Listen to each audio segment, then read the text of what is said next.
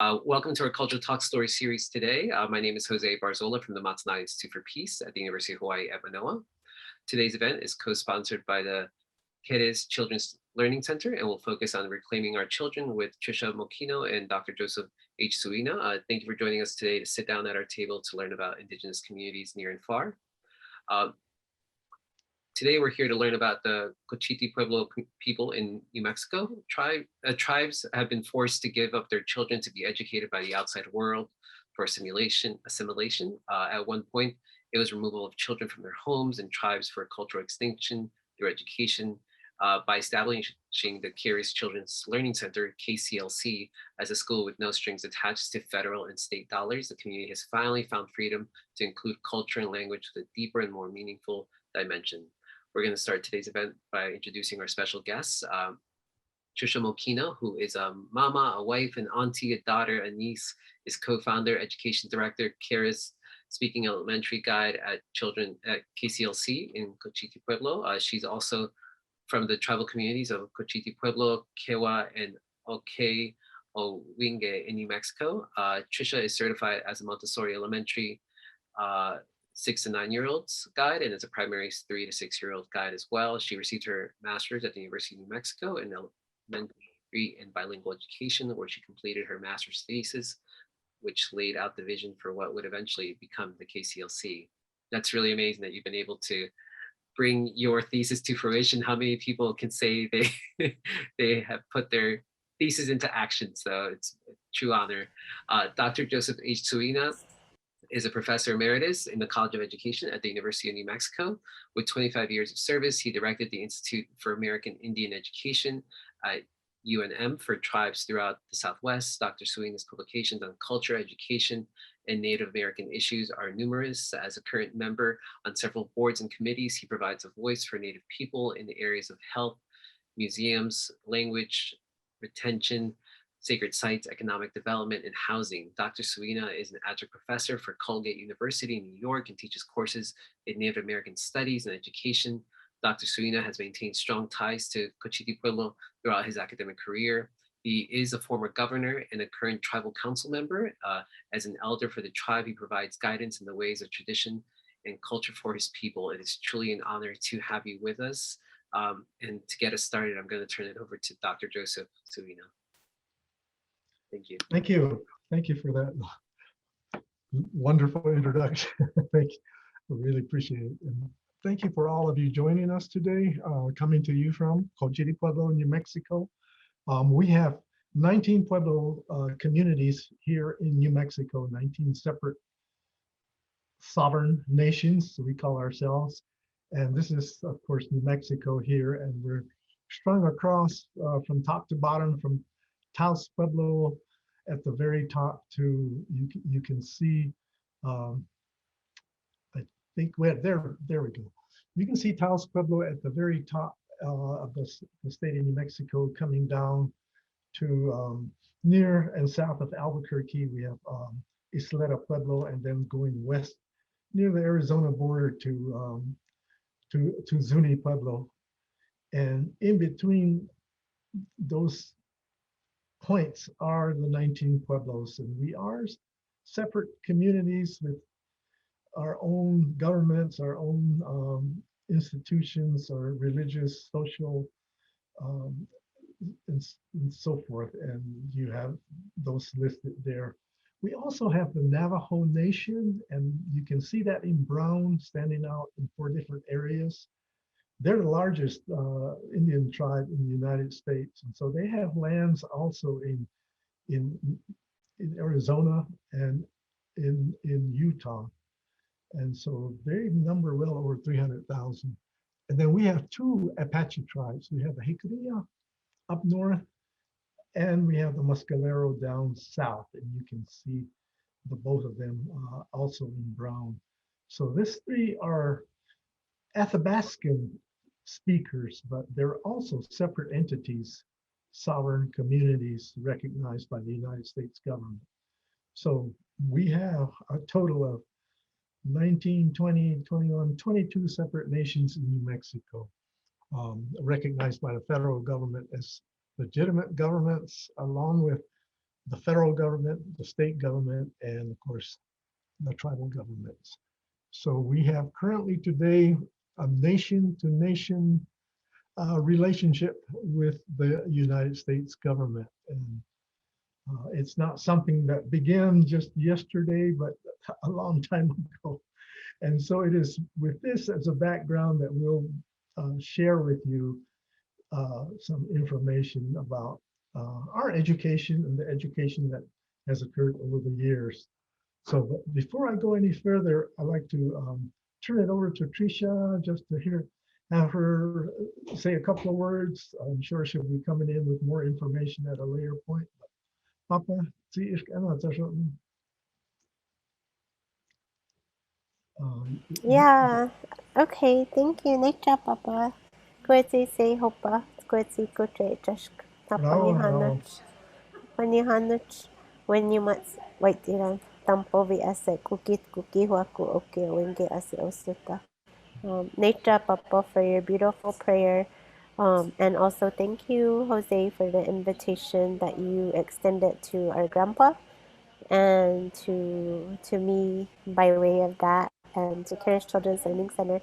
And I also want to say thank you to our sister who is on the call, Namaka Rollins. I saw her say hi. And I think Pila is here too. And they serve as an example of the ways in which Indigenous people stand in solidarity and shoulder to shoulder with one another, because we visited with Eunice Romero Little, with her, because of her relationship with Namaka. We were then invited out to visit Aha Punanaleo in Hilo. And so before we go into anything else, we're taught to always share gratitude, to always give gratitude for the opportunities and the light and the shared responsibility that we know that we have to each other as Indigenous people. And so I just want to say thank you, Dr. Suina here with us, and our other tribal councilman who was on the founding board of directors of Keres Children's Learning Center, Matthew Pecos, and I and Eunice, we all visited Hawaii with my family and my girls, our girls, 2010, so 11 years ago. And so being able to visit Ahaponanaleo with Namaka's gracious hospitality has, we can't do it without each other. So this work is really hard, and it's really beautiful, and it's so rewarding, and we need to do it because that is our responsibility. And so I just want to say thank you to Namaka and Pila, and we're just happy to be here with you to tell you about our people and our language revitalization efforts and Keres Children's Learning Center. So, Nitra Papa. And who excuse me, extra. Our conversation between Trisha and I, of course, is in the Keres language. It is one of the 7 languages within the state of New Mexico, and 7 different pueblos with the Keres language, each with a dialect of their own. So we identified with our own language dialect in New Mexico. So with that, we'll go ahead and begin and set the background a little bit with regard to how it is that our children have been taken away from us. So it began with the United States government. Now, keeping in mind that before that, there was Spain, there was England, there was France, and the Dutch and other groups that came and, of course, had encountered Native people. But in 1776, the United States government, of course, became a nation. And when it became a nation, it it recognized that there were many tribes that it had to deal with in the United States. And so today there are 570 plus 71, 72, thereabouts, it changes,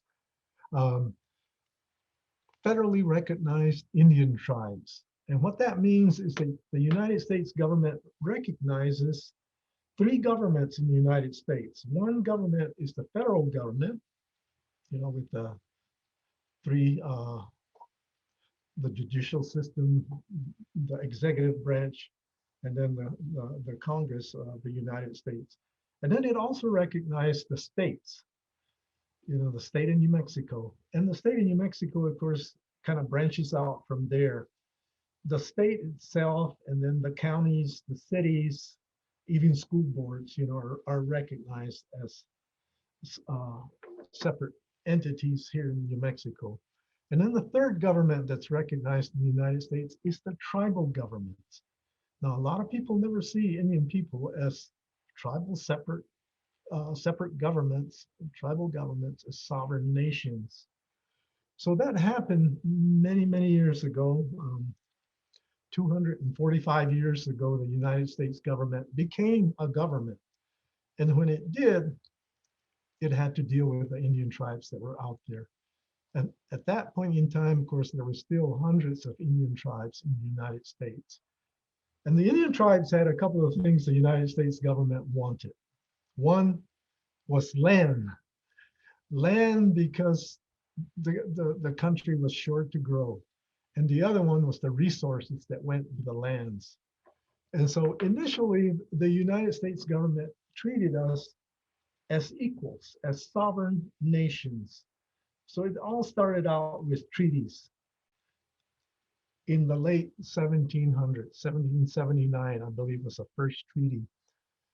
And the first treaty was regarding land. The United States wanted Indian land, so we gave up some Indian land, or at least the tribes that it negotiated with.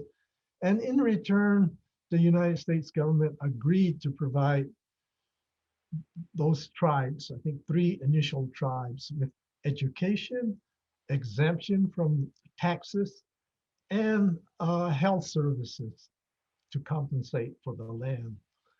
And in addition, it recognized the Indian tribes as sovereign nations to be dealt with on a government-to-government basis. And so with that began our relationship with the US government. And so before too long, of course, the United States government could not keep up its end of its bargain. Those treaties define boundaries primarily between the Indian tribes and the United States government. And it also defined behaviors. The United States government was to provide protection for tribes in the event that they were encroached upon, to provide education, to provide health services. And so it went 370 separate treaties. Almost all of them have been broken. But what happened before too long, well before the 1870s, early 1880s, the country started to grow. It grew leaps and bounds with people coming into the United States. And the US government needed the land. It needed the resources and could not keep up with the end of its bargain. So what happened by the early 1800s was a removal act that was passed, unlawful, but it was passed by President Jackson in the 1830s to remove Indian tribes from the eastern part of the United States. Those that were in states that were already established were removed. So there was 5 civilized tribes, they call them selves, that were removed to Oklahoma, Indian territory, west of the Mississippi, to make space that was needed along the East Coast. And so this removal act, although unlawful, took place. And thousands of Indian tribes who were moved to Indian territory in Oklahoma, west of the Mississippi, perished along the way, or when they first arrived. This is referred to as the Trail of Tears. The Cherokee, the Chickasaw, the Choctaw, the Seminoles, and I think there's one other tribe I'm forgetting. It starts with a C. That escapes me right now. So they were removed west, but before too long, lo and behold, that wasn't even far enough. And so the westward expansion began to happen. By the 1800s and into 1840, the Oregon Trail opened up the west. So in large numbers, the settlers began moving west, and Indian tribes kept getting pushed further and further out of their lands. And along the way, of course, there were Indian wars. The Indians fought back. So in the process of the removal, of course, the United States felt that it was manifest destiny, that God willed the United States to be great one day, from sea to shiny sea, from the Pacific Ocean or from the Atlantic Ocean all the way to the Pacific Ocean. Somehow that it needed all this space so that Indian tribes kept getting into little corners of pockets of the country that they were relegated to. Reservation system was developed to contain Indian tribes. And Indian wars were fought. And people came, more and more people came. In one of the talks, I don't know if we'll get a chance to share that, but in one of the talks, one of the chiefs says more and more people came like a crushing wave. They came upon tribes and pushed us out of the way and took us completely out of our element. And so the government then changed its policy. Instead of nation to nation, it couldn't get its way out of that because it was a legal document. Those 370 documents, treaties that were made were legal documents, and they've been challenged in the courts. The Supreme Court, the highest court in the land, has upheld the treaties. Congress has passed any number of policies and legislation that supports Indian sovereignty. Presidential proclamations have addressed that. It's in the Constitution of the United States. And so it is something that the United States government has never been able to get out of. But at that time, when the Indian tribes got cornered and pushed out of the way, it looked like that they could not survive the onslaught of settlers, gold diggers, land speculators, Indian fighters, trappers and traders of all sorts, and missionaries that came in numbers, hundreds of thousands that went to California. The railroad came in. And so the government decided to treat us as wards of the government, to protect us. So they sent Indian agents out to help us out. The army came out to protect the tribes supposedly, but instead they were fighting with the tribes and protecting the settlers. And so it finally came down that when the last of the Indian wars were over with in the late 1870s, it looked like the Indians were going to be just completely annihilated physically, that, you know, like an endangered species, we were going to go out of existence. And so at that point in time, came a big idea, a grand idea that if we were to save the Indians, the only thing that the United States could do to help the Indians was to totally assimilate them into the American culture, way of life, the white way of life. They call it civilization, Christianization, you name it.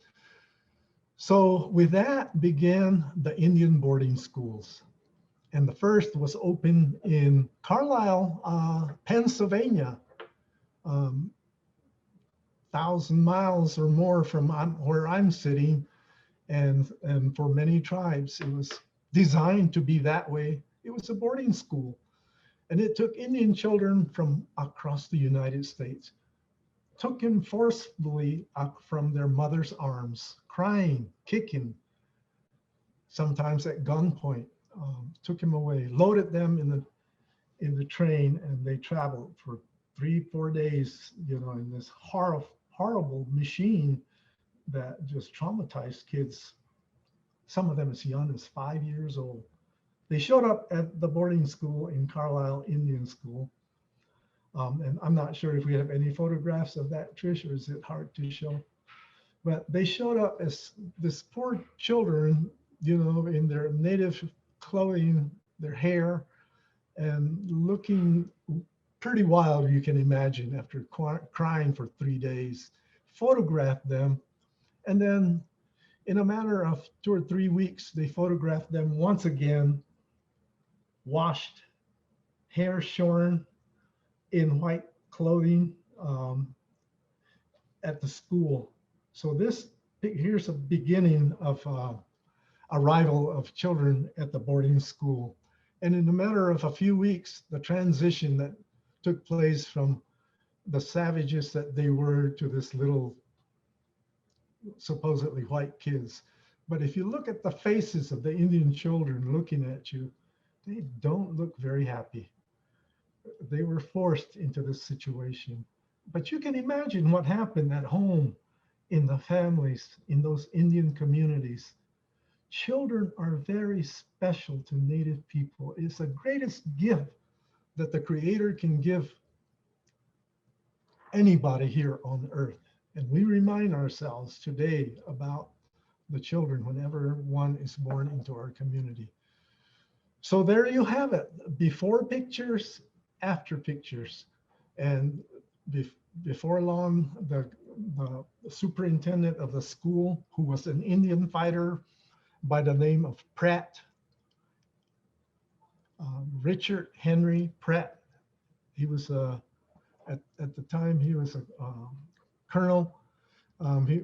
He was a prisoner of warden of a prison that held Indian warriors in Florida, who convinced the United States government that if we took away the culture of the Indian children, their languages, their cultures, their belief system, totally erase that, and instead come back and make them little white children, that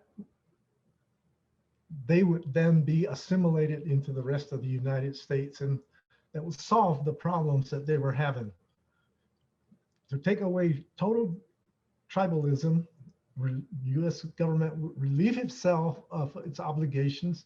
Secondly, it would make all the lands that were tribal lands now U.S. government lands. And that particular point in time, that era of boarding schools, was the greatest land swindle on earth, or at least for the Indian tribes here in the United States. We lost over 100 million acres of land in that period of time. Put us on reservations, took our children to school, tried to erase our cultures and languages completely. And since then, of course, we've been the wards of the government. United States government justified itself to take away the sovereignty status that we have to a great degree. Never completely could take it all away from us, but it really curtailed the powers of Indian tribes. So for all these years, the government has been taking our children. By 1901, 25 boarding schools opened up across the United States. And hundreds of thousands of children were taken away from Indian tribes, sent to boarding schools. No permission from tribal governments. Kicking and crying and stolen, to be the sacrificial lands that would allow Indian tribes to physically survive, but not as Indians, not as sovereign nations, but as United States citizens. So every one of the boarding schools that opened up, and I don't know if we have a map of those variety of boarding schools, but they were all meant to be far away and for children to be there for years and years, so that they would not be contaminated by the culture back home. no contact with the home environment or their families. And so what happened in that period of time, of course, um, a lot of heartache and sadness in the communities that they were taking from. Those that actually made it through, graduated from those schools after 10, 15 years of being away, came back to the reservations. And many of them were supposed to change. The idea was that the change was going to come from the children to the community eventually. Well, instead, what happened is the children returned to their culture just that quick, because they already, and here's I believe those are the 25 boarding schools across the United States, beginning with Carlisle Indian School in the East Coast, and then all the way out to the West Coast, down to Sherman in number 5, California, across to Phoenix, Albuquerque here in New Mexico, Santa Fe Indian School, Haskell in Kansas, and just scattered all over the place. Same philosophy, military style education and orientation to erase any semblance of nativeness. All languages were not permitted. So then, as I was saying, these students came back, and instead of changing their communities, the communities changed them just that quick. But the other part of the story is that not all of them came back. Many of them died in those schools. Every one of those schools that you see there has a graveyard in the back of the school. Children died from overcrowded dormitories, trachoma, a disease of the eye, tuberculosis, and even smallpox spread throughout those crowded dorms and killed a lot of children. And some people say that the little ones, those that were 5, 6 years old, they died just from loneliness. They did not have the arms of their mothers, their grandparents, the community members, their aunts and uncles. They just died from needing love that all children need. And so they were just little children who were sacrificed for the sake of the country. The country used Indian children to spread as you see it before you. Children paid for that price. And I always say that the last Indian War was not over. The last Indian War was against Indian children. The United States government, with an army of teachers, an army of superintendents and dorm staff and so forth, took on the fight to erase Indian children's culture and languages and everything about them. And so to all of this, it's a very sad situation that very few people know about in this country, because it hasn't been taught. It hasn't been shared in any way. But yet, if you look on YouTube, Indian people are speaking out. They're showing survivors of the boarding schools. I am a product of the boarding schools, but not from the 1800s, from the 1950s, when still another wave of assimilation came to the surface. So in 1950s, once again, assimilation was the battle cry of the United States government, to dissolve Indian tribes, to once again take the land, to put them into the cities and the schools and across the United States. The United States government then came up with another initiative. It was called the Allotment Act. And the Allotment Act, I'm sorry, it's not the Allotment Act. It was the, I'm sorry, I'm forgetting my term here. I'm getting ahead of myself. Relocation Act. 1950s, the Relocation Act was put into place. Now, federal legislation to have Indian families intact to move to cities, Denver, Oakland, Seattle, Chicago, Miami, all across the country, much like they did with Indian children. But in this case, of course, the promise was to teach the Indian family, the parents, mother, the father, in some places it was one of them, a trade. It wasn't to go to college. It was to a trade, to be a mechanic, to be a draftsman, to be any number of trades.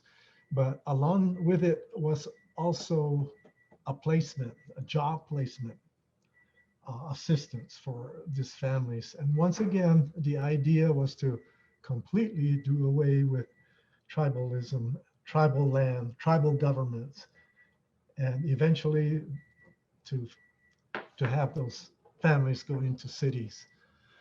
And so all of this throughout the years has happened.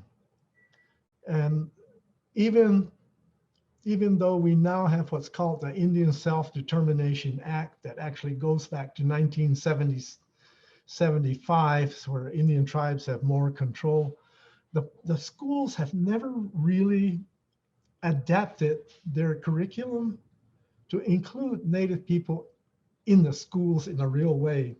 They have always been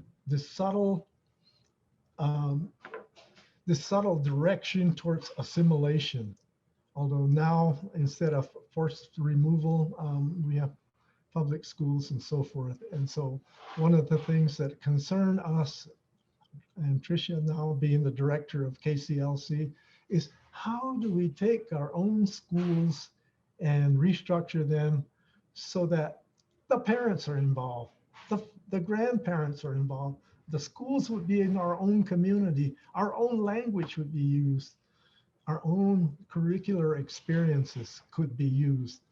Indian children have never had the luxury of what white children have had in the United States. And that is, they've never had the luxury of using their language in the schools or their strength, their experiences to then reach out to the rest of the world and to the stars to really have that strength to open up.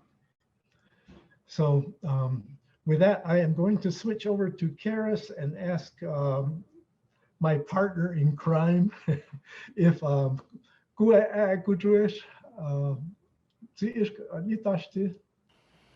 Gu is in a maybe to finish off with the public school, about impact aid and how even with impact aid, it's also fleecing of indigenous nations, and another way money has been stolen that is allotted to indigenous children, but was not used for that. And we're fighting that in New Mexico right now. So I'll go ahead and bring up that slide. Show up and eat that. So what happened in 1909, of course, with this tremendous expansion of boarding schools, is that the deaths increased. Every boarding school had that. And the children went back to their culture. Those that made it through after many years became Indians again. Those that didn't moved into cities. They were outcasts in their own communities. But in 1927, actually, there was finally it came to light that the Indian tribes were being, the boarding schools were what they were. In 1928, the study was concluded, and it's called the Marion Report. If you ever are interested, you can find this Marion Report done by the Institute in Chicago. Marion Report is one of the strongest, most comprehensive studies on federal tribal relationships. And the boarding schools took the brunt end of the scathing report that came out at that point in time. And so the Marion Report called for reforms. And one of the reforms that came through in 1934 is what's known as the Johnson-O'Malley Act. So a commissioner by the name of John Collier came into office, and he was the Indian commissioner. And he was of the mind that, we need to do better by Indian tribes. And so first and foremost, he wanted the children to come closer to their communities. This boarding school removal and was just too brutal, it was unthinkable, unconscionable to have this happen. So the US government permitted the Secretary of Interior to make contracts with states' public schools. So the money that would have gone to the boarding school, the Indian boarding school, now went in many cases to the states. So the US government made contracts with the state of New Mexico, state of Arizona, state of Montana, wherever Indian tribes were, for children to bring in the money that would have been used on Indian education to the public schools so that the kids could be closer to home. That was a good start. At least the kids are coming home. They didn't have to be dragged off. So it began that way for here in New Mexico in the late 1950s. And by the 1970s, as you can see, we had Indian education, and one of the acts that came through to help this transition in the late 50s and into the 70s in that period of time was money that came to the schools to build classrooms, gymnasiums, cafeterias, and so forth. So many of the school districts got brand new cafeterias, gymnasiums, and different things so that Indian children could be accommodated, but never accommodated their history, never accommodated their languages, never accommodated any references that they could use in classrooms. So basically what was happening is they were still in a total assimilation framework. And so our children were not doing well in those schools and have never done well. And so, if we move on up through the 1980s, 1990s, lots of talk, but nothing really concrete in terms of addressing Native needs in the Indian schools. So for me and for Trisha and for the other board members who got this school going, that Indian war against Indian children was never over. It was difficult. I was at the Santa Fe Indian School in a not a good place, but then I was one of the first to integrate the Bernalillo public schools. And we talk about integration of Blacks in the United States. You haven't heard about integration of Indians into public schools. Hatred, racism.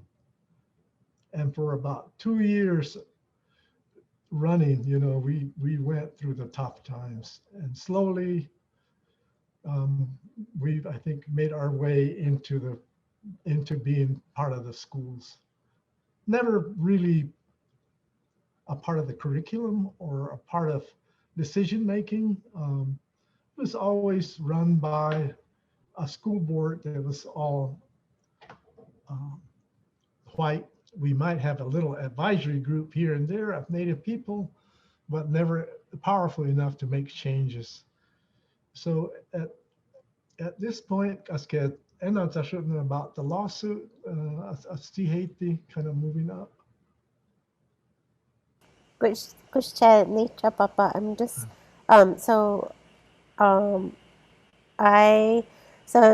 I've been working with Dr. Suina, and I don't call him Dr. Suina anymore, I think. So I want to acknowledge in life, we are taught about lifelong learning from our elders and, from our grandparents. We're always taught to be, first of all, humble. My grandma really drilled it into us that you never brag, ever, period. That is something you never do. I think that was one of her priorities, to make sure that she taught her children and her grandchildren.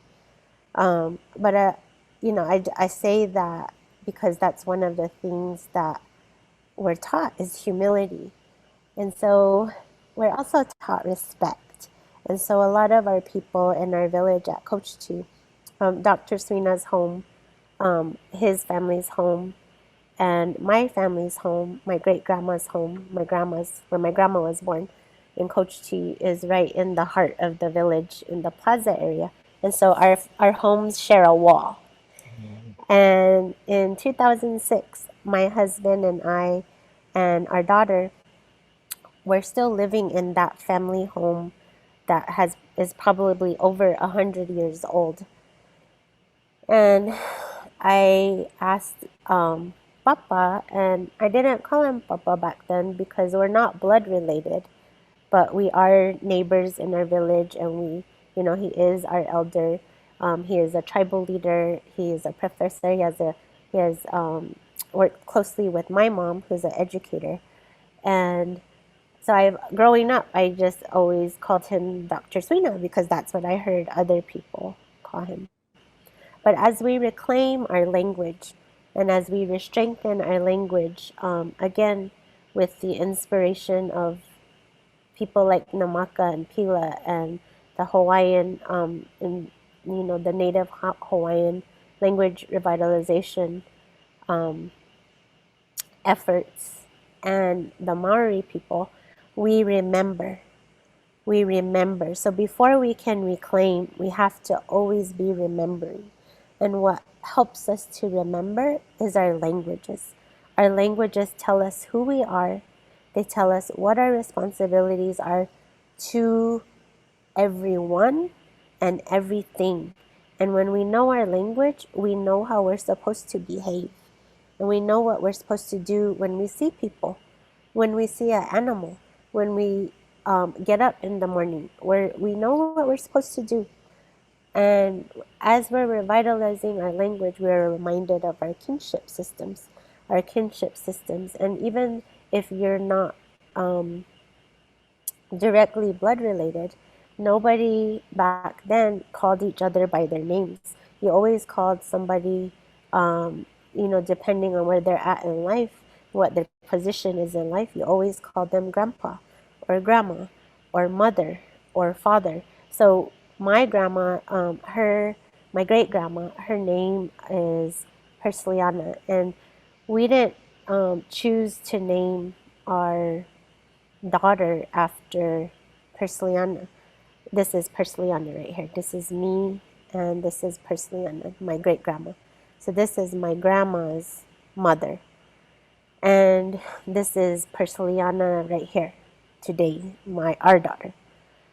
So this Persliana was born in 1894, and this Persliana was born in 2004, so 100 years later. And so going back to why I no longer call Dr. Serena Dr. Serena. We've come to a point in time where, he's become my grandfather and a father. Not because he asked to be, but that's how it's evolved. He has taught me, he has nurtured me and my husband and my family. We've gone on trips together where he really has been our grandpa. He's rocked my girls to sleep and has watched them as I go get our luggage, from baggage claim. And my girls see him as their grandfather. So I say all of that to say that we're always all learning. And when you know better, we need to do better.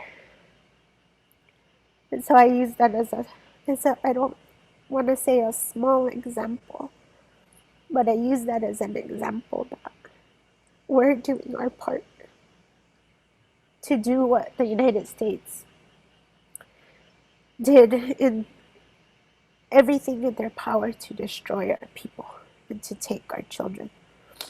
And this is my great-grandmother Percy. And she was not from Cochiti. She married into Cochiti. But her and her sisters were orphaned in the 1918 pandemic.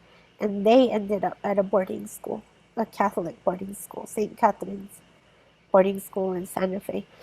And when she met my grandpa, my great-grandpa, my grandma's father, he was from Cochiti. And my grandma came from a Tewa-speaking community north of Santa Fe.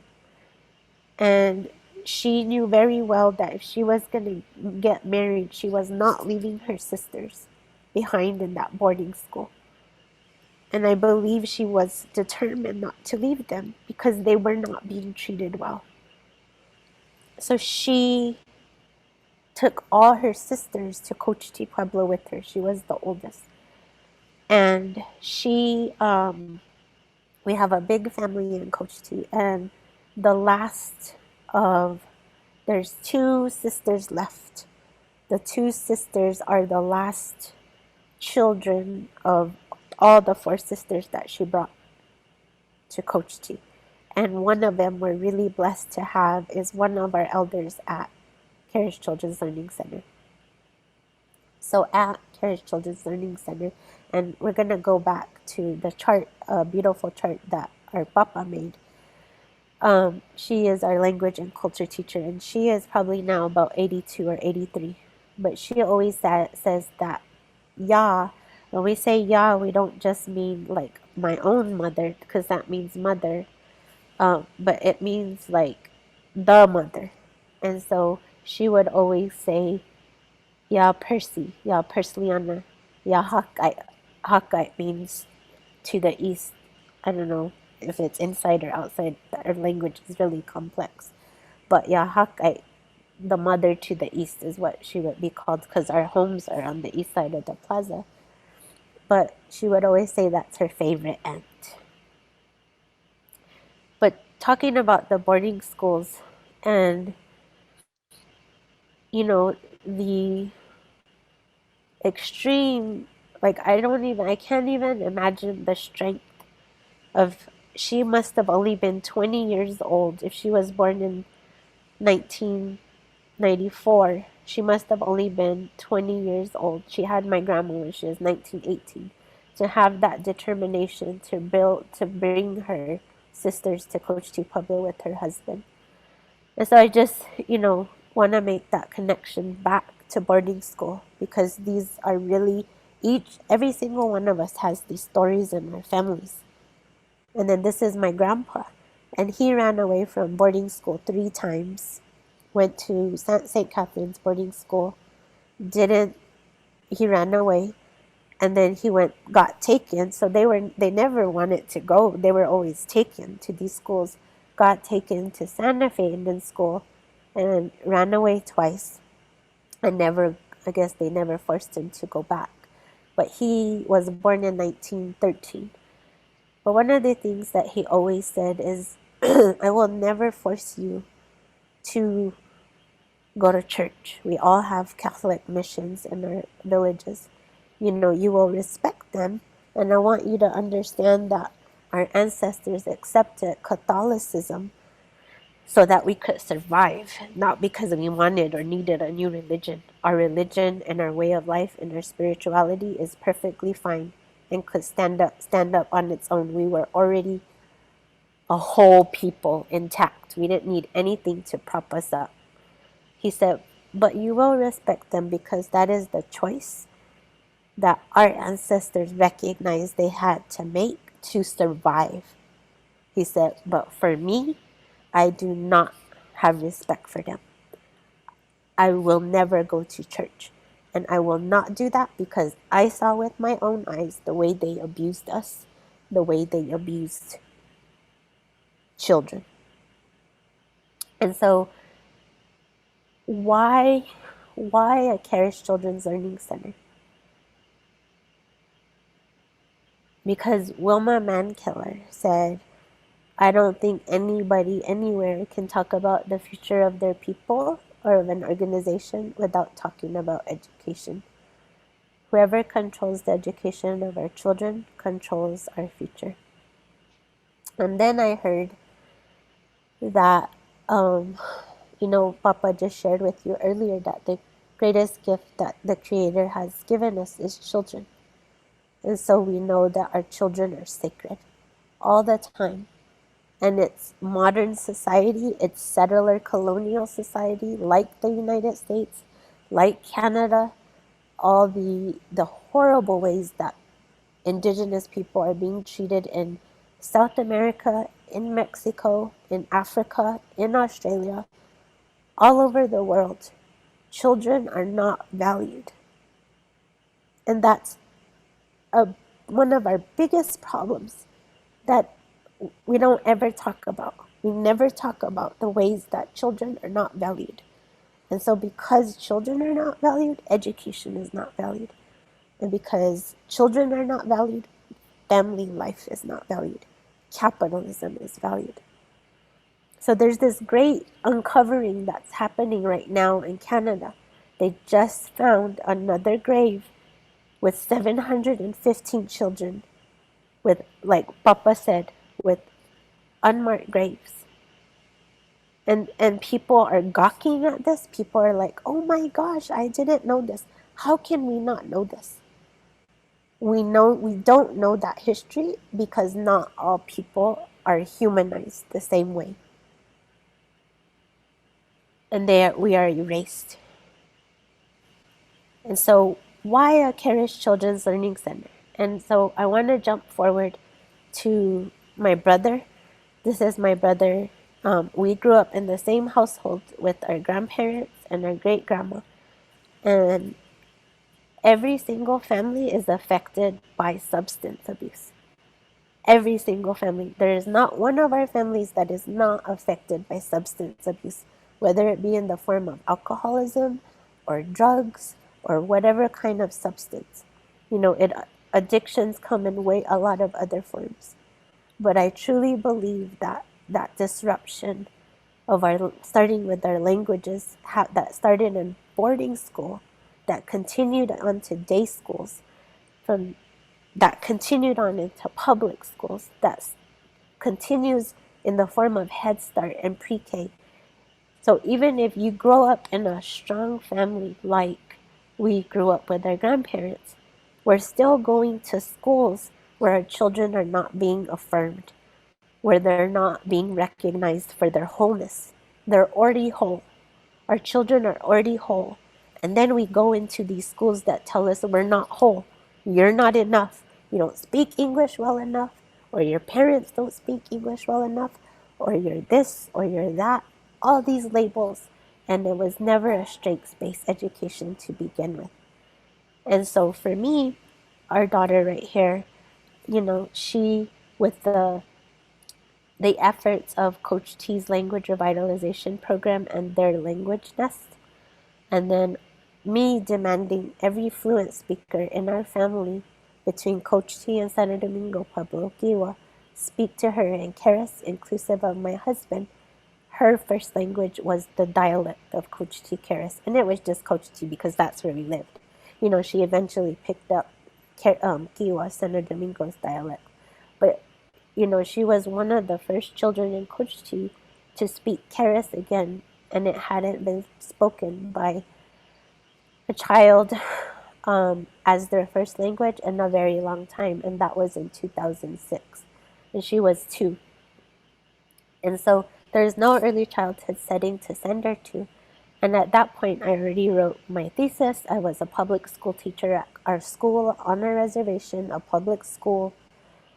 And I just couldn't be complicit in a school, in a classroom where I couldn't even support our own children in what I know our tribe wanted, because I worked with our language revitalization program.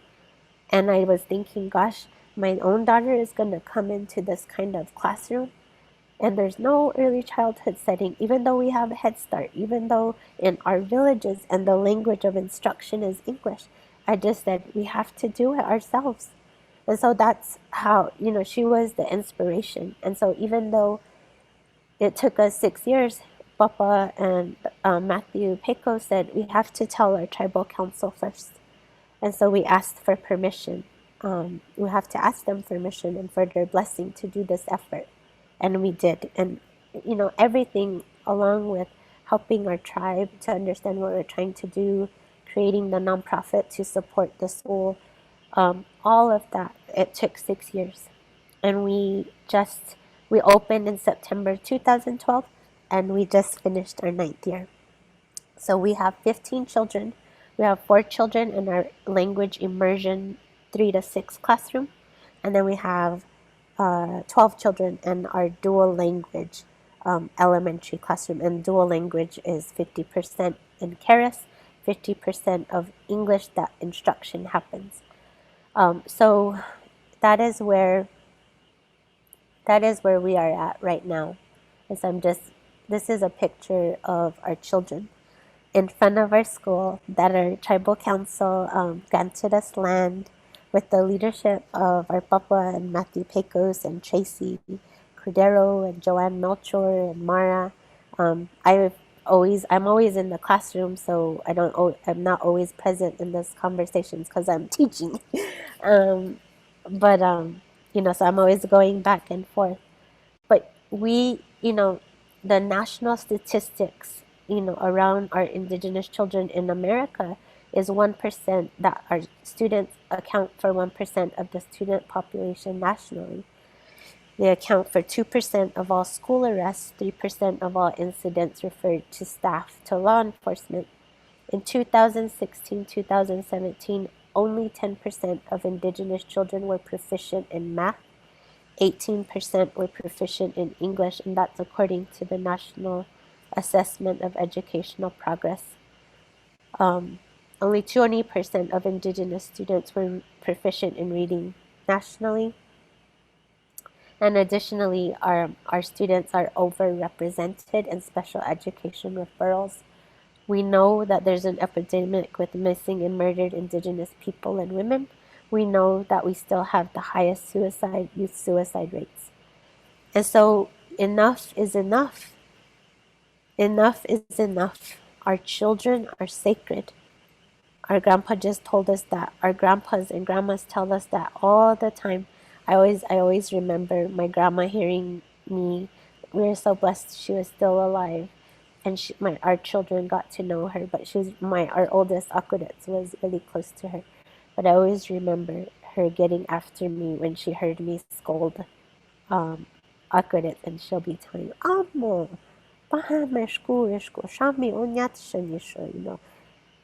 have compassion for her. Don't be getting mad at her. You tell her in the right way. Tell her calmly.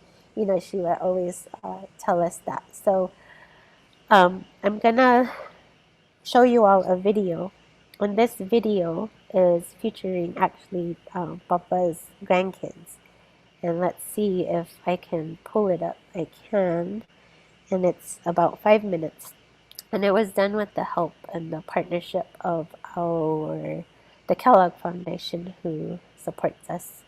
So Jose, will you just put a thumbs up if you can hear it okay?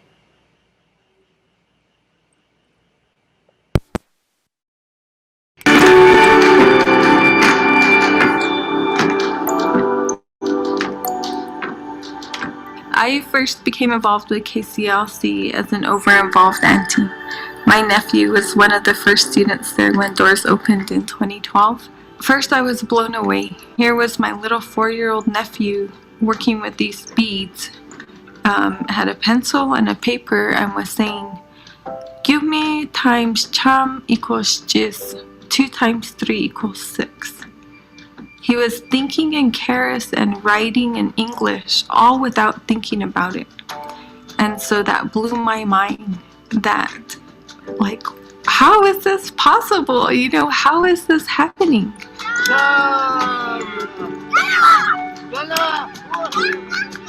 The Keres Children's Learning Center is a native language immersion school, and we use Keres-language as our medium of instruction. The mission of the school is to revitalize the Keres language in our community, to ensure that when our students are adults, The language is being spoken in every context and setting in the community. We're going to learn English no matter what. We need to focus on the health and vitality of our language, which then focuses on the health and vitality of our people. You know why it's so important that we save the Keres language? I think we're saving ourselves. It's for our survival. I mean, it's everything to us. It tells us it's a story of who we are and the story that we should give to our children as well, so that we know where we came from, so that we know where we're going. You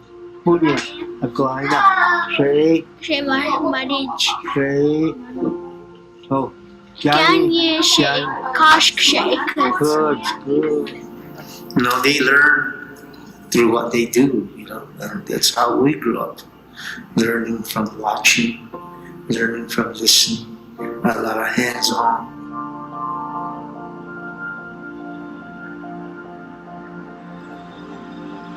We're a language revitalization school who happens to use Montessori to get the job done. We use Montessori because it aligns really well with the cultural norms and beliefs that we already have, that have already existed here for us. So it's an educational model that allows us to treat our babies at school the same way we treat them at home.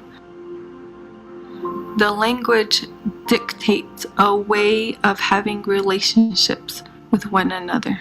There's nothing in the English dictionary that can hold as much weight as this one word in Keres. Keres is really a language of love. Love, a genuine wish for the well-being of one another.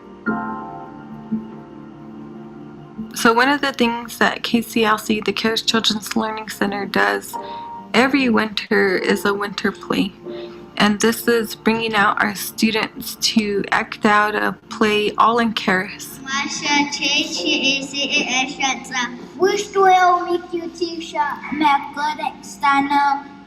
It's a really fun time, it's really cute, but it's also really important because this is one of the things the school does to bring the whole community together around the language use.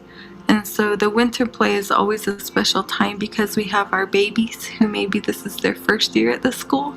Maybe it's the first time they're talking and it's in the language, all the way up to our grandmas and grandpas.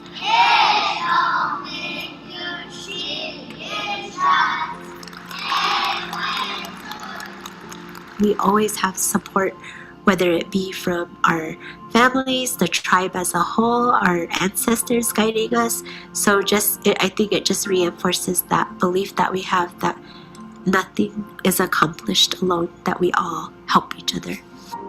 The Kellogg Foundation allows KCLC to truly exercise educational sovereignty. We're able to do what is in the best interest of our language and of our children.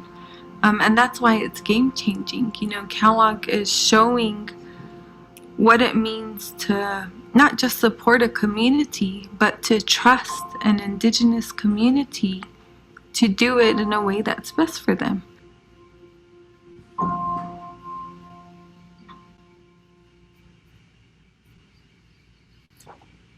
So thank you for allowing us to share that video. And so the young boys and the father that you see is Dr. Suina's son and his grandsons. And one of the things that I personally love about the video is the way in oops. Let me stop that.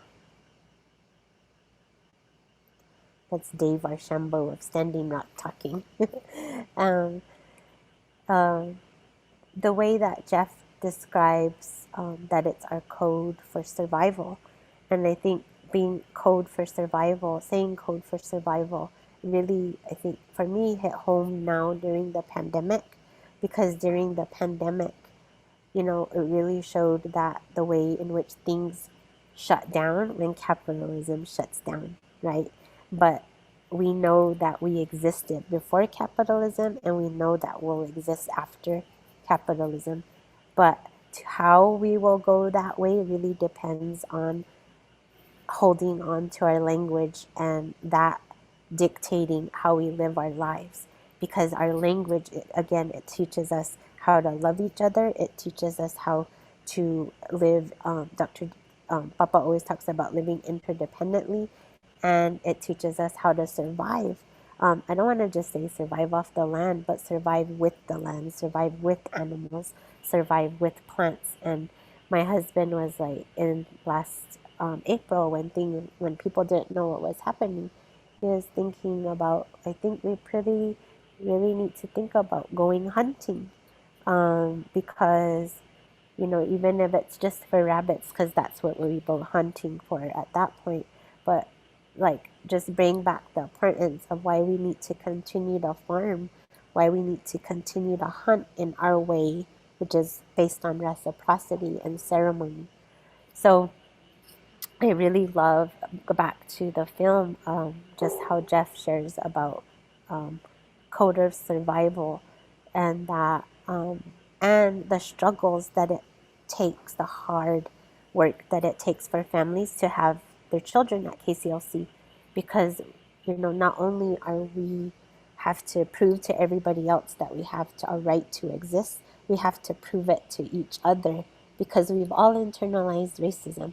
We've all internalized whiteness. We've all internalized that this is how education is done, when we know, even when that education is killing our children, even when that education has killed our children, even when that education continues to be violent against our children. When you continually insist on educating children not in their heritage language, but in a language that has been imposed, that is violence.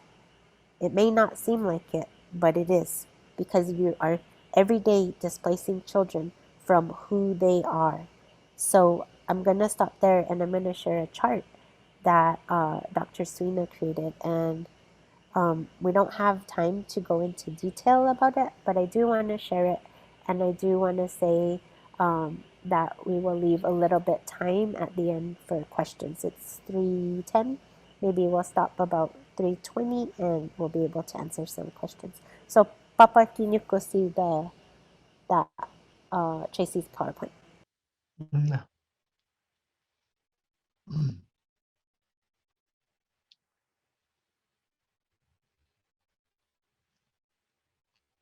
Oh, Papa Rasha.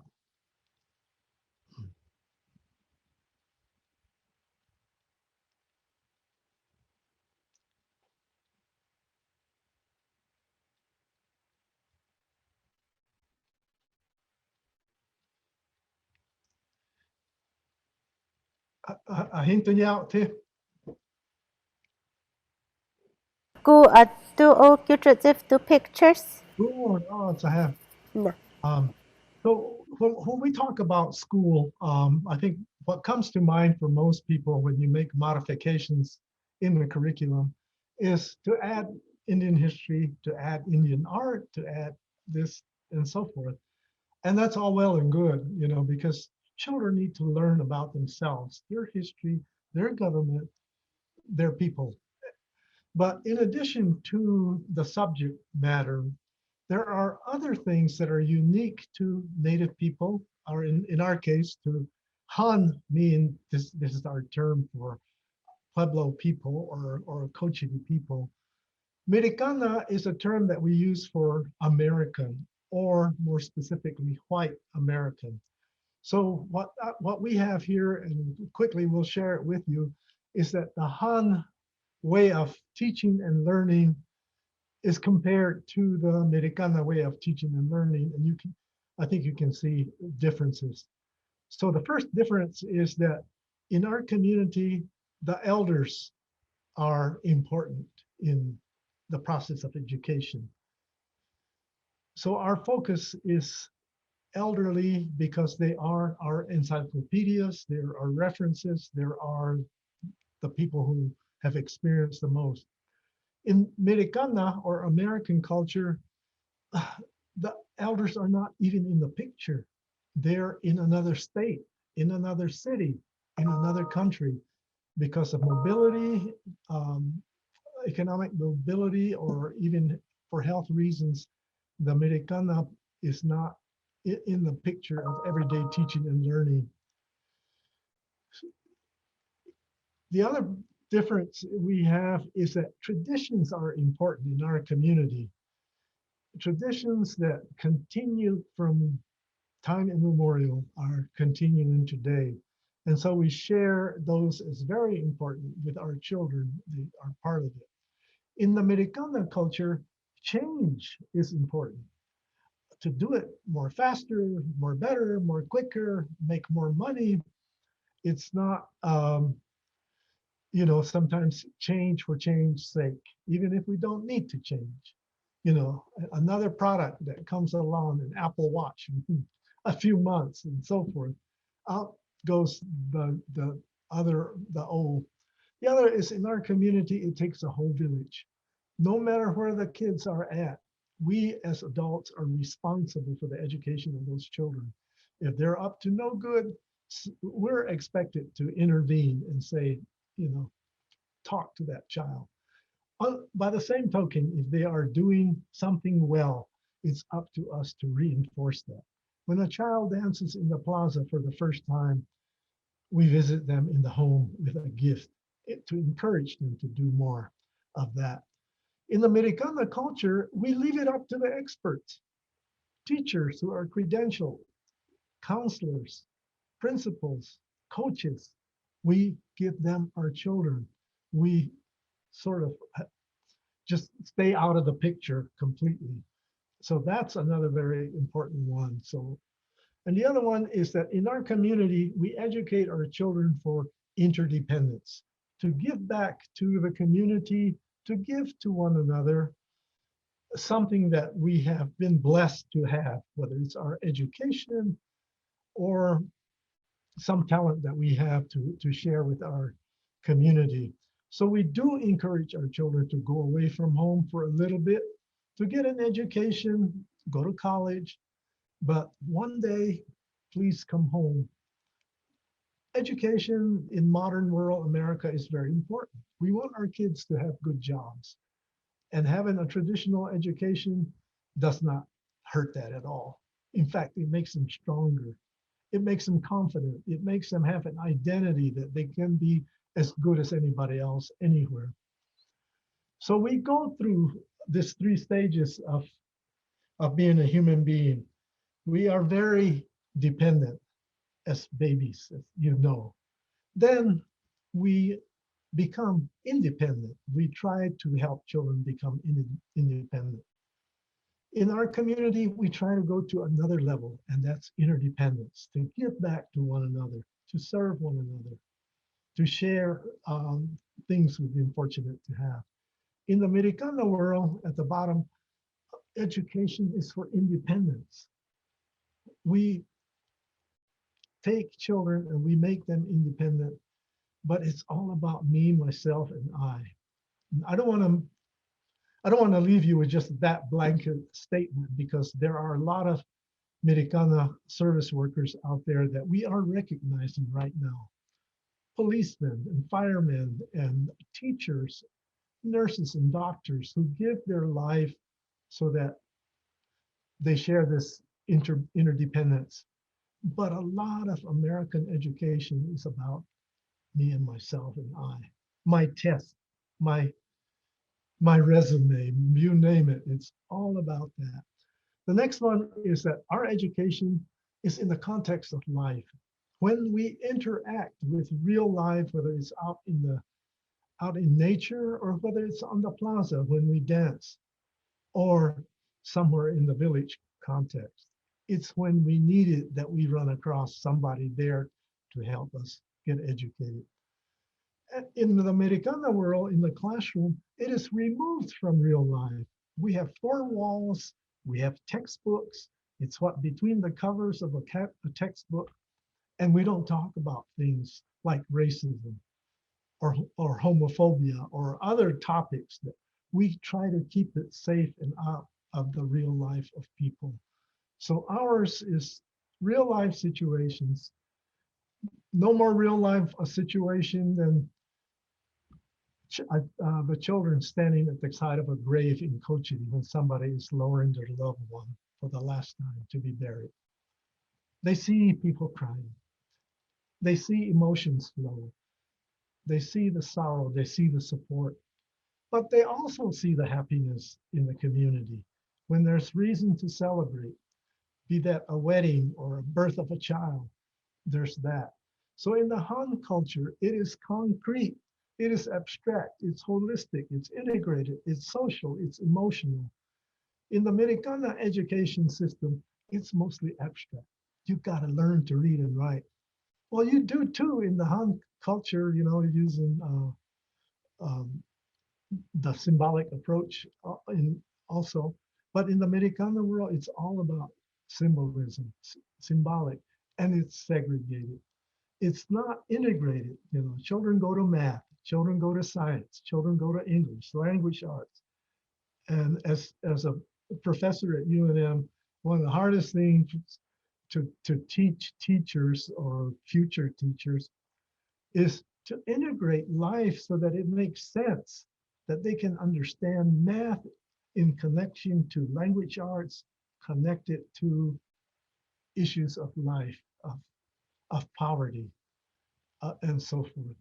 So in the Han culture, we have stories and dances and ceremonies, children here dancing to an animal dance. And the songs are very specific to our group. So we honor all of life and so forth. So children learn songs, they learn dances and take part in them very early in life so that they can become members of the ceremonial life later on. And so here's an elder singing, I'm sure, as the dancers are coming into the plaza.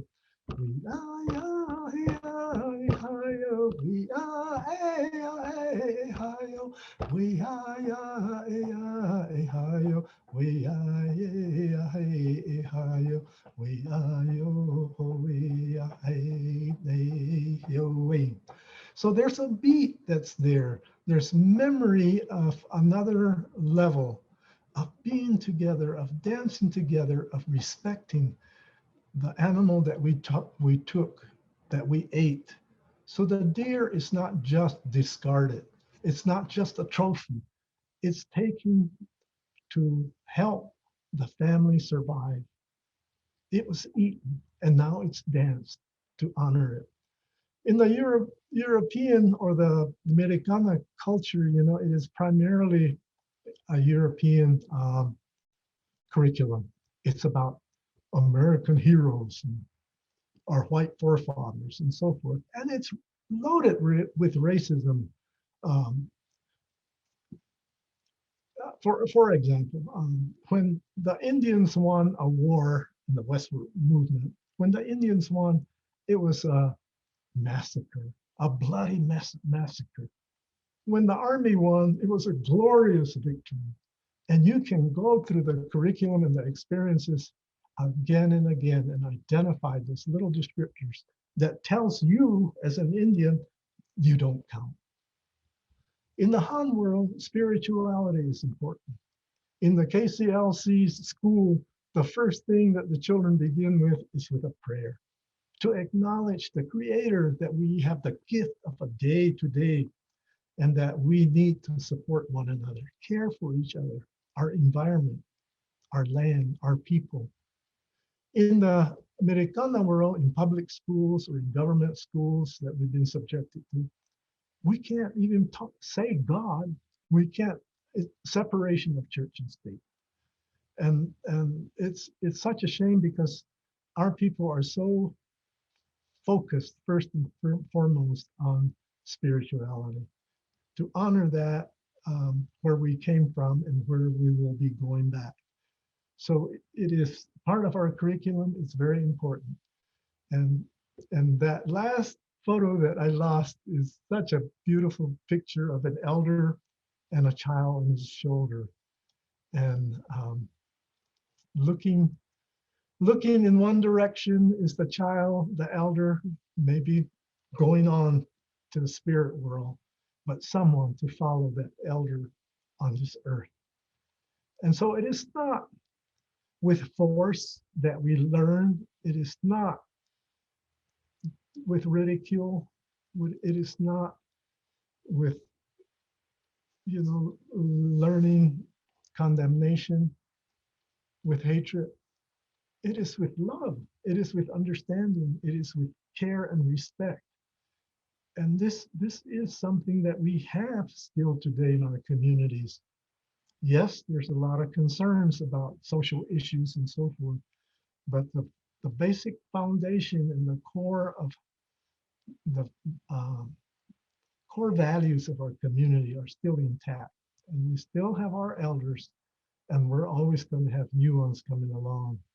And so those are very important to make sure that we have in our curriculum.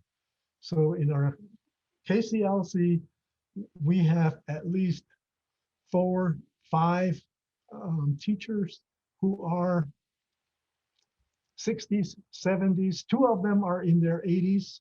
They're teachers. They not only teach the little ones, the children, but they teach the teachers as well, because that in between is just as important for them to know the language, for them to know the history, so that we can, as we say in our language, pour it from one bowl, like food, to another bowl, and eventually to the next bowl. Yuk tas iwartis, notimitran costa, so that the little ones can learn and then that they can carry on the future here on earth. So, aske herawa etaza. Ku rawa akchats and skutsif na ish kamenya wasanisi. Moina. No. Papa was asking if what he said was in line with what we're talking about, and it always is. He's one of my biggest teachers. And again, there's an example of that humility, that it's not just assumed that it is. So I just want to share this article with you. Just came out. I'm sorry if I'm making you dizzy. Close your eyes. I'm going to scroll for a little bit. Sorry. It's at kunm.org, and it was just printed 4 hours ago. It was on All Things Considered yesterday on NPR. And it's about Keres Children's Learning Center and the $20 million that was allotted extra for Native languages. It's a wonderful article, but KCLC was featured, and these 2 children, Mililani and Marshall Suina, and their mother were featured, and they just, they did a beautiful job. But one of the things that was really, I'm here in Phoenix, Arizona right now, redoing my early childhood training with our partners. We started a teacher training program called the Indigenous Montessori Institute, and we're here with our partners. They bring the Montessori training to us. So anyway, I'm finishing up here, and I'm driving back to the Airbnb where my girls and my mom are. And I was like, oh, I turned it on to see if I could try to catch it. And I'm all confused with time zones. And it was talking about something. And then it came on. I got to hear it. I was so excited. And, I sat in my car, and my kumari, the mother, texted me. And she just said, I'm so grateful that my children had this school. And I'm so grateful that this is here, and we just keep praying, and we just keep trying our best, and we know that we can't do this alone, that we need our people to help. Everybody has a role. So one of the things Mililani says is sometimes we correct them with some words. My mother has hard times. So she encourages us to speak our language so she can learn too. And so we're now at the point where our parents are learning from our children. And then the mom says, I have this dream that when I'm hopefully a grandma sometime in 20 or 30 years, that I will just be speaking Keres. So it's the mom's dream. Our parents are really in their commitment, their sacrifice to do something different for their children. They're really our heroes too. our, because they took the leap to do something that they didn't know. We just want to revitalize our language. Okay, Montessori, I don't know what Montessori is, but I'm going to trust you and we're going to try it. The same thing with our board of directors. They said, when you want, Trisha, we don't know about what Montessori is, but okay, we trust you, we're going to try it. And so we keep working at it and trying to make it better. So, papahin siya hamasi.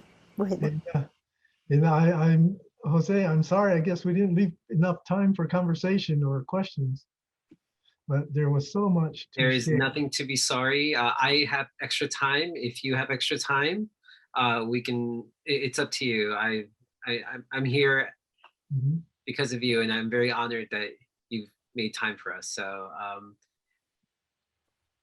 If there's a couple of questions, there was one Yeah. that came through.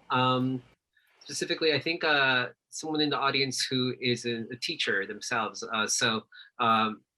Their question is around what are some ways to, so besides including elders as speakers and mentors, what are some other ways to honor them, the traditions and the ways of knowing in various disciplines that you might recommend?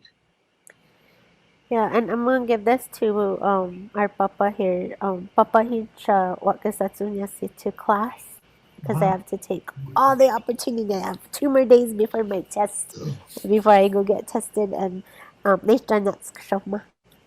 thank you, Jose, for allowing me to present with my papa and my partner in crime. Yes. Because, and just grateful to you all for being here. And I'm going to log off here in a minute. So I'll let him answer the questions. Truly an honor having you, Trisha. Thank you so much. I look forward to definitely staying in touch and just everything. Our children are very sacred. So thank you. Thank you. Papa. Yeah.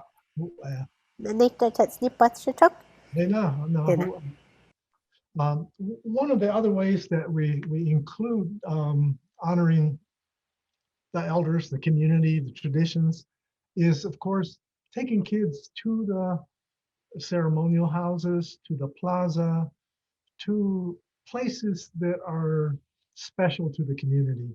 So it is not just a classroom experience. So we get them out into the community. And then we also have a senior center, like most communities, where the seniors gathered. Of course, we haven't done that the whole year because of COVID, but I'm sure we'll get back to doing that, is for the little ones to come together with the elders in the community so that it goes beyond just the employees that are there at the school. We try to reach out to the whole community and pull together the elders in the community with the little children. And that connection between children and elders is one of the best things that you can do for the community. And so it's something that really involves the total community. Thank you. Thank you. I think I agree, taking the education beyond just the typical stereotypical like classroom. Like there's so much that we could be learning from just our community, going to important locations. And so thank you. Follow up on that same individual. I guess they teach in the in the English language arts. And so they asked what native stories could be included in English language arts that might help further build connection or relationship between, the Hana community and educate other students, as well as strengthen the native peoples.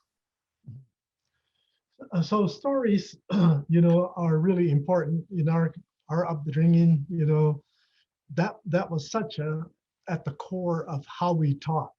So stories didn't happen just in classrooms. It happened at night gatherings when families came together to visit, share a meal, and then visit afterwards. And someone always had the floor, an elder usually, and told a story. And the story usually contained some sort of a learning dimension. And sometimes they were funny stories and so forth. And I think storytelling is something that is an art that is missing in schools. I think we rely too much on just the textbook and that sort of stuff. And I think if we were to bring in people of different cultures, different ages and groups, I think storytelling would certainly be a powerful way of making connections. And the other thing, of course, is we're doing this in Cochiti, and it's all Cochiti students. But if we were to do this in public schools, Black children, yellow children, red children, children of all cultures and languages coming together in a school is a training ground for the multicultural world that we have. If we gave dignity and respect to each of those who come together here and talk about real issues of racism, of issues that are faced by the gay community and so forth, I think we're missing an opportunity here by not bringing in multicultures, intergenerational, for learning in our schools. I think those are very important dimensions of the Han way of teaching that we could interject into modern day schools. I think if we chose to, we are so geared to an X amount of budget and time and so forth. We give billions in the United States to the military, to another bomber, and we're we're having bake sales just to support a second grade class when the military is getting just billions of dollars to just get another airplane off the ground. And so I think we really need to rethink our priorities in the country. And we focused on the children, those little human beings that are going to go on and be leaders in the world. We really need to invest in them. Thank you. Thank you so much. One of the last questions we had, someone in the audience asking about standardized testing. So how does it, are students required to take standardized tests, especially because although they are, in this unique system right now that you've been able to develop, if they want to go to like college or, further, they have to then adhere to like, the outside pressures? Very good question. And that is a concern for us too, because we are members of, both the Han world and the Americana world. And as I shared with you the differences a while ago, the children in our community are definitely experiencing the Han way of life. But like it or not, they're also experiencing the Americana way of life, as it should be, because they are members of both cultures. So as our children move along in school, we are now bringing in a dual language program.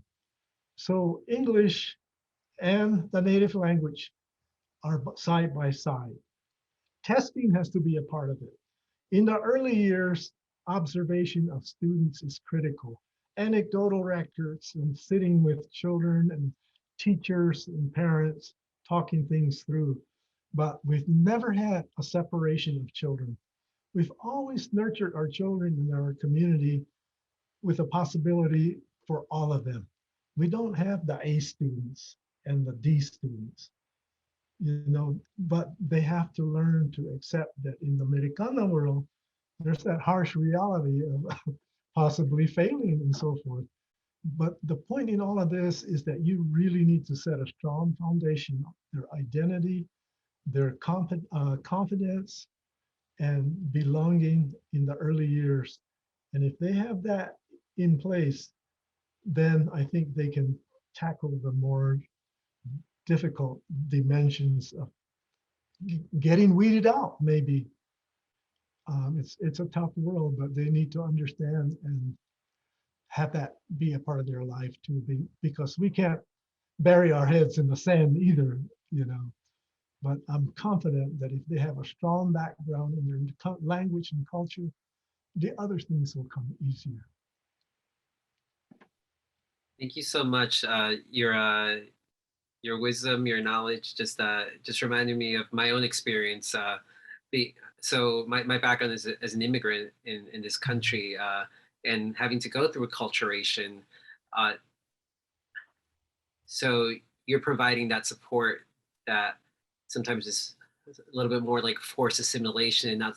So, I mean, ideally, we all would love to find the middle ground, which is acculturation, but you're able to provide that for your youth, and I think that's really beautiful because I didn't even know about the terminology of acculturation until I got to college and I started reflecting, and I was like, oh yeah, that's the experiment that's been kind of been done on me over the past educational system, especially because I started here in second grade. Before that, I had a upbringing from Latin America, where I'm from originally, and so yeah, it's just thank you for providing that platform and that opportunity for the youth, the children. Really appreciate it. We don't have, I don't think, any more questions right now, but I'm going to do my closing right now. So thank you so much for everything today. I greatly appreciate you. Just thank you to Trisha and Joseph just providing us the opportunity to learn about your community. This is beautifully just like thought-provoking event. So many kernels of knowledge. Thank you for teaching us about the untold stories that the history books do not cover and will not cover. And as it is, the history books keep getting rewritten nowadays, and so it is really concerning what's being lost. So I truly love just the reminder of collaboration, community, connection between each other, being inclusive of our ancestry, of our elders, especially such a great, important focus on how sacred our children are. So thank you for allowing us to be a guest at your home today, continuing to uplift voices, reminding us that it does take a village. I mean, we wouldn't be here without our own individual villages. So thank you, Joseph. Thank you so much. And last but not least, thank you for everyone who's joined today's talk story. We deeply appreciate your interest and support in sitting down at our table to learn about Indigenous communities near and far through our Cultural Talk Story series. Thank you again, everybody.